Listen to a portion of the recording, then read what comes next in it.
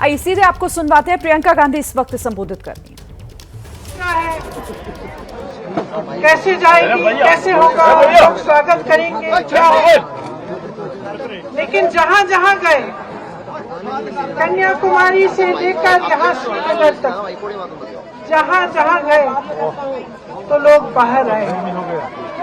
किस लिए आए, किस लिए आए? क्योंकि इस देश में अभी एक जज्बा है। इस देश के संविधान के लिए, इस देश की धरती के लिए, इस देश की अनेकता के लिए एक जज्बा है जो हर एक हिंदुस्तानी के दिल में आज भी है। मैं कश्मीर की जनता, जम्मू की जनता का धन्यवाद देना चाहती हूँ कि आपने खुले दिल से हमारा स्वागत किया। जब मेरे भाई कश्मीर की तरफ आ रहे थे तो उन्होंने एक मैसेज भेजा हमें, मुझे और मेरी माँ को। उन्होंने कहा कि मुझे एक अजीब सी फीलिंग हो रही है, महसूस हो रहा है कि मैं अपने घर जा रहा हूँ।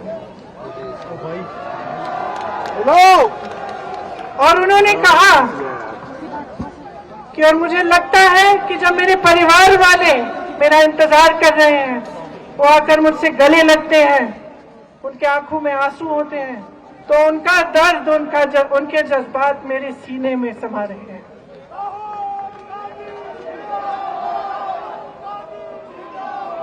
यहाँ खड़े होते हुए गर्व महसूस हो रहा है कि कांग्रेस पार्टी ने एक ऐसी यात्रा की जिसकी ओर पूरा देश देख रहा है और पूरे देश ने जिसका समर्थन किया।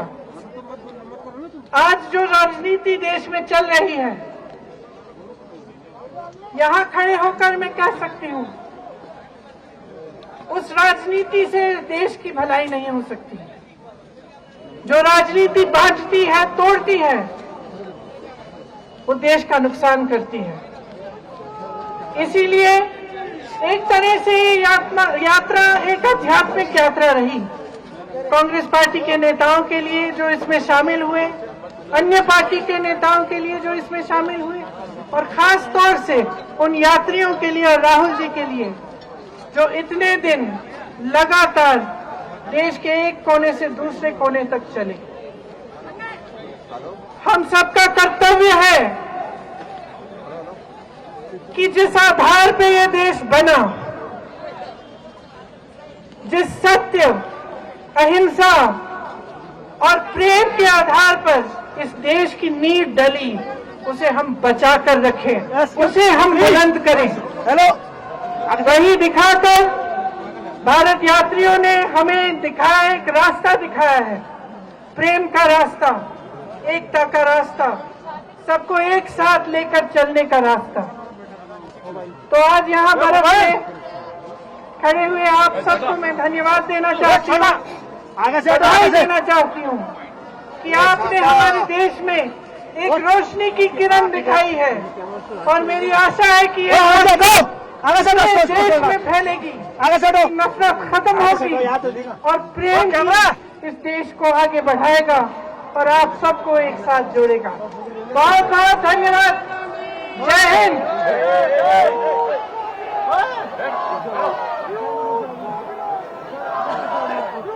तो श्रीनगर से प्रियंका गांधी को आपने सुना, जिन्होंने कहा कि जिस नींव से देश बना उसे बचा रहे हैं। उन्होंने कहा कि भारत की ये जो कांग्रेस की जो भारत जोड़ो यात्रा है वो एक आध्यात्मिक यात्रा के तौर पर देखी गई। लोगों ने बहुत प्यार दिया राहुल गांधी को, कांग्रेस को, जगह जगह उन्हें भरपूर प्यार और सम्मान मिला।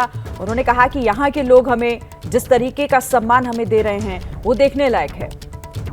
तो यहाँ पर देखिए आज मौसम जिस तरीके से यहाँ मुश्किल भरा बना हुआ है, विपक्षी दलों को एकजुट करने की कोशिश यहाँ कांग्रेस की थी। कांग्रेस की भारत जोड़ो यात्रा का समापन और उसके बाद यहां इस मंच से एक मैसेज देने की कोशिश की गई है और इसी मंच से थोड़ी ही देर पहले उमर अब्दुल्ला ने क्या कहा वो भी आपको सुनवाते हैं। जनाब राहुल गांधी जी को और उनके साथियों को दिल की गहराइयों से मुबारकबाद पेश करना चाहता हूं। ये वाकई एक बहुत ही कामयाब यात्रा रही है। इस यात्रा की इस मुल्क को बहुत अशद जरूरत थी। एक कोशिश की गई है। मेरी आपसे मोहतबाना गुजारिश है, इसके बाद आप पूर्व और पश्चिम भारत को भी इसी तरह एक भारत जोड़ो यात्रा के तहत मिलाइए। हमें इस यात्रा में थोड़ा सा आपके साथ चलने का वक्त मिला है। बहुत हिस्सा है भारत का पूर्व और पश्चिम के दरमियान जो मैंने नहीं देखा है।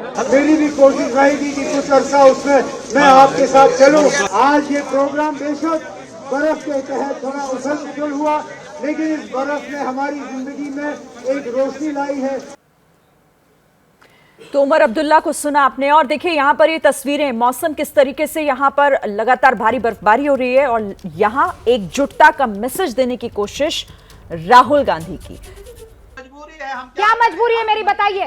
मैं अभी आपको बताती हूँ कि मैंने ओए होए होए होए नमकीन के चटकारे लेते हुए टकटकी मार के डिबेट शो को पॉज रिपीट कर करके देख रहे हैं जोगिंदर जी। इनकी तरह आप भी देखें अपने फेवरेट डिबेट्स को रिपीट कर और डाउनलोड कीजिए एबीपी लाइव ऐप अपने स्मार्ट टीवी पर।